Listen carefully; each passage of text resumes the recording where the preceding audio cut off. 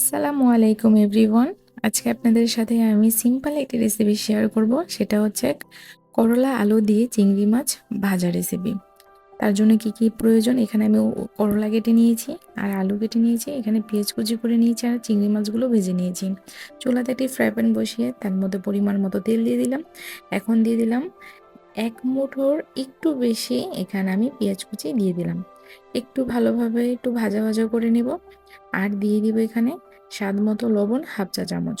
সবগুলো উপকরণ এখন একটু আমি নেড়ে চেড়ে ভাজা ভাজা করে নেব। পেঁয়াজের কালারটা যখন একটু চেঞ্জ হয়ে আসবে, এই পর্যায়ে আমি দিয়ে দিব আলু কুচিগুলো। আলুগুলো সব আমি দিয়ে দিলাম। এখন আলু আর পেঁয়াজ একসাথে আমি একটু নেড়ে চেড়ে ভেজে নেব।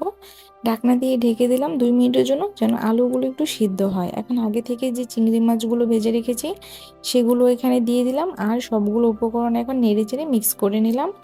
তারপরে আবার 2 মিনিটের জন্য একটু ঢাকনা দিয়ে ঢেকে দিলাম। ঢাকনা উঠিয়ে এখন নেড়ে চেড়ে আবার আমি মিক্স করে নিলাম। এখন আমি এখানে দিয়ে দিব কিছু মশলা। তার জন্য আদা বাটা দিয়ে দিলাম এখানে হাফ চা চামচ, সামান্য পরিমাণে একটু হলুদের গুঁড়া, সামান্য পরিমাণে একটু লাল মরিচের গুঁড়ো, আর দিয়ে দিলাম হাফ চা চামচের একটু কম জিরার গুঁড়ো।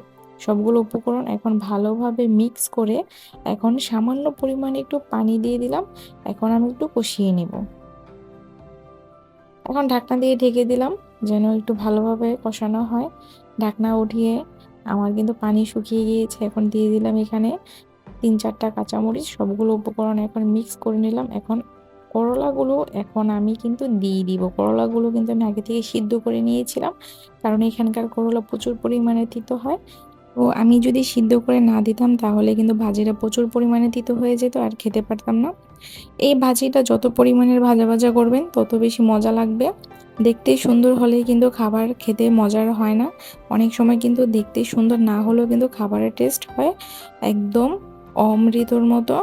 আমার কিন্তু রান্না শেষ। ফ্লেভারের জন্য জিরার গুঁড়ো দিয়ে দিলাম আর আমি ঠান্ডা করে পরিবেশন করে নিয়েছি মজাদার করলা আলুর চিংড়ির মজাদার একটি ভাজি রেসিপি। খুব সিম্পলভাবে আপনাদের সাথে রান্নাটা শেয়ার করার চেষ্টা করেছি। এই রেসিপিটা যদি ভালো লেগে থাকে অবশ্যই বাসায় একবার হলে ট্রাই করবেন।